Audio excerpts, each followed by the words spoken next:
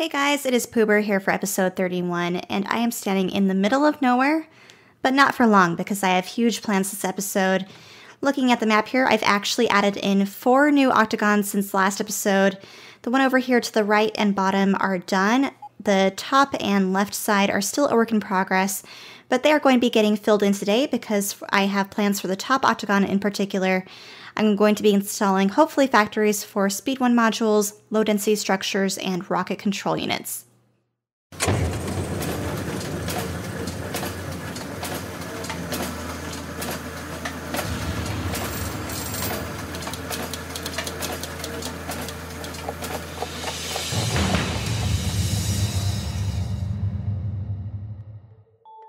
Well, a couple hours later, and I have now got all of the landfill installed. It seemed like I basically installed an ocean's worth of land. It just took me that long and that much landfill to get this all filled in. I've even finished the octagon over here to the left side as well as the one over here to the bottom, so they are all 4 of them done, which means I have a ton of room now to play with and start adding in a couple new factories. But one thing I did notice is I had to make a couple sacrifices to make this octagon in particular happen. The big one was that I had to demolish part of my nuclear reactor facility, which is of course my primary source of electricity at this point. If you guys remember, this was a little bit more oblong shaped and rectangular from top to bottom. So this is now more square, but what that means is I really had to cut back on my electricity production. Looking here, you can tell I'm meeting it now, but come nighttime or come any time when my factories are really on, it is not keeping up with the demand. So my first order of business today will be adding more electricity. And just like that, a brand new nuclear reactor facility has been installed. It is now just beginning to warm up, but in the meantime, we can go ahead and start doing the fun part, or at least what I'm looking forward to. And that is actually starting to place down the new factories that are going to be going for the low-density structures, the rocket control units, and the Speed 1 modules that are needed for that. And that, of course, is going to be going into this brand new octagon installed here. It even has the pathway, so it is looking really, really good.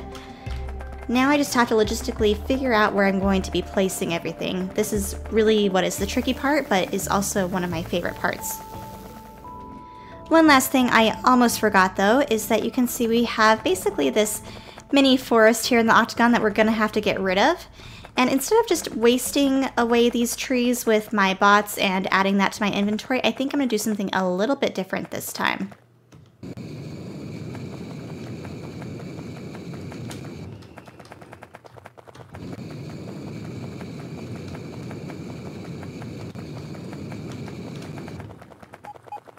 Alright, while I let that burn off camera, I will see you guys in just a minute once that's done. Well, the forest is cleared, so now we can officially call this a blank slate. Now I can start playing with where I'm putting everything. I think step 1 will be putting down the rail tracks, which I know inevitably have to go somewhere, and that's something I tend to forget, so if I place it down now, then I can start working everything around that. So the tracks I have been using lately for stackers and such have kind of taken on this shape here, as you can see from this duplicated throughout the bases here. So I think I will start with the exact same blueprint as I have over here, and we'll mirror it on both sides, and this will start feeding the Speed 1 modules and then the rocket control units as well. And that blueprint is here. So if I'm starting from kind of top to bottom, I guess, then we have to consider this one side, and then if I go ahead and mirror that, oh, maybe. There we go. Then we can place the other mirrored version over here as well. Of course, we'll have to kind of change up the rail signals a little bit, but that is not a big deal at all. But this is an easy way to go ahead and just mirror the blueprints and make sure I have enough room for the factories that are going to have to go underneath them. So to talk briefly about the factories that I have in mind for going in here, I don't know for sure if I can fit all 3, but if I can, that would be ideal. But we'll start with the 2 I know for sure I should be able to fit in here, and that is the Speed 1 module factory and the rocket control unit factory. So starting with the Speed 1 module factory, this is something that I created in my test world and I'm bringing over here to the main map that I have. And it is something that should theoretically produce 2,551, give or take, Speed 1 modules per minute. So this is quite the beast. It's going to eat up a ton of resources, and then this should directly feed into the rocket control units themselves. So moving on to the rocket control units, that's this blueprint here. This one is even far more massive than the Speed 1 modules. It is much longer in terms of width than the Speed 1 modules, but this should do, double checking it here, 3,571, give or take, rocket control units per minute. So again, this is going to be another massive beast. And one thing I am beginning to worry about at this point is whether my FPS and UPS can handle it. In my test world, and granted I have a lot of stuff going on in my test world, I was getting about 45 to 50 FPS and UPS, but obviously I want to try and stick as close to the 60 FPS and UPS as much as possible, so we'll have to see what I end up getting once this is actually placed. But then lastly, the third blueprint I have to play with is the actual low density structure itself. This is by far, I think, the most FPS and UPS intensive factory that I will have installed on the map here. And that is this one here. It is, I believe, 14 columns long by 13 columns wide, something like that. But in total, it will have 182 of the Assembly 3 machines in here. And theoretically, it should produce, according to my test world numbers, 4,071 low density structures per minute. So between all three of these factories, this should feed a 5 rocket per minute base. So with that said, let's go ahead and start playing again with the first two factories. I think since we have these evenly mirrored between the train tracks, I could easily fit one factory on both sides. So let me play with that a little bit here. Speed 1 modules, I think we'll start with the left side because again, I kind of work as a left to right type of brain. And let me zoom out here a little bit as well so I can better see what I'm doing. And then again, for those of you who don't have this mod but would like to use it, this is a commonly asked question. This is the InfiniZoom mod, which allows me to zoom out further than I am able to with just the vanilla version. So I know I'm going to have to leave room for the curve with the rail tracks here and then room for it to go back into the main network if I choose to from this point. So I think we're looking at probably right around here or so for the Speed 1 module build. So I think I'm probably going to play with this a little bit off camera, to be honest. I'm going to probably have a couple different versions just to make sure I get it even and symmetrical just how I want. But in the end, I'll be right back once that is placed. Several hours and one very long live stream later, all three of the factories are now fully built and I've tested them already. They're not quite working 100% how I would like it to, so I do have some tweaking I will have to do off camera or in my spare time. But I want to show you just a quick overview of the factories, starting with the left-hand side, which is where I have the Speed 1 modules come in. So it comes in from the top, and same with the low-density structure over here to the right. We have the trains come in to this stacker here for our green circuits and red circuits that come in feeding the left-hand side. The right-hand sided stacker is for the blue circuits that come in. And then this oblong thing here is for my personal train to come in. And I don't have a train ready to go for the red circuits at the moment. I think it's getting full, but the green circuits are definitely filling in very nicely here. It just picks it up from our green circuit factory that I built a couple episodes ago, and then feeds it straight in here to the factory from the top in all of these rows. The output is at the bottom, and then the red circuits feed from the top as well.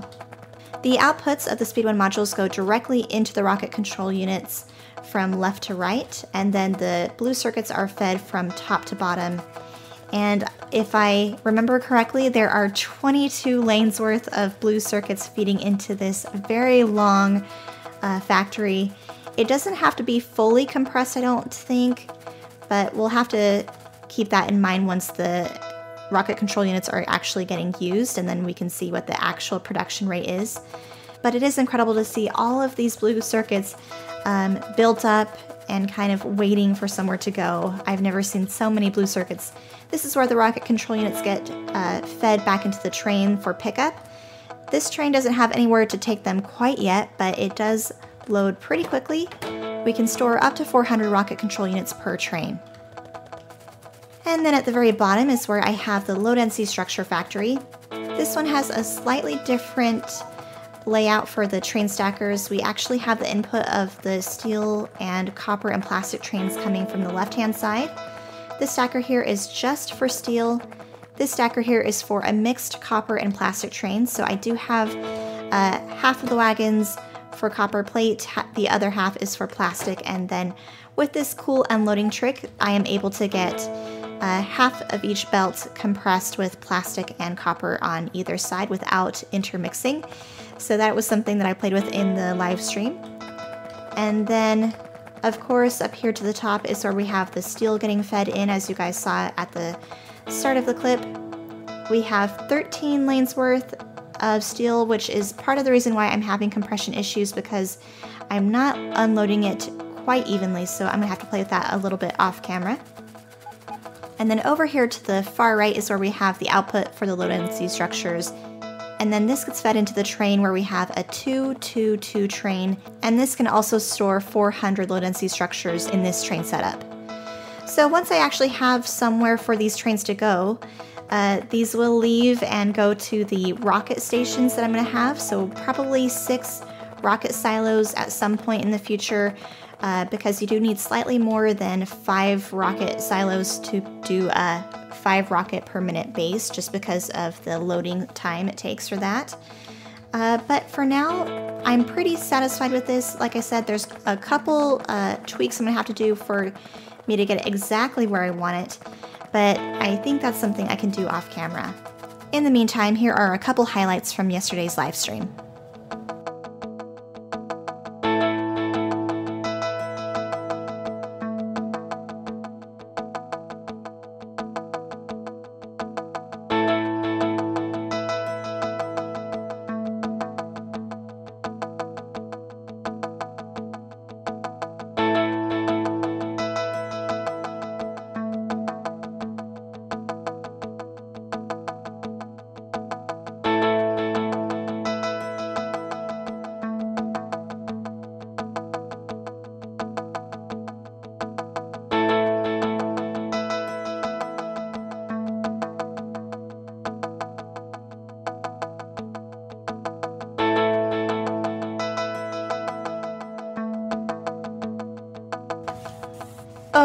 Oh no, this is not turning out how I want it.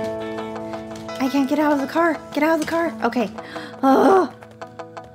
No. Shoot. That didn't work out how I wanted because I'm an idiot. Oh my gosh.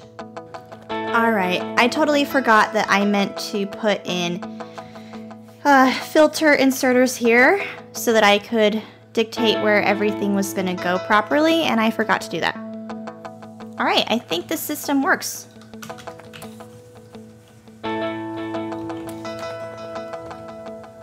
Yep, it does. It may not be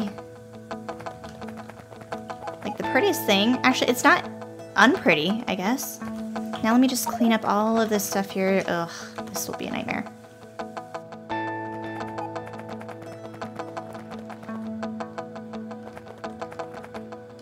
It's too bad I couldn't find a 14 to 14 belt balancer, else I would put it right here.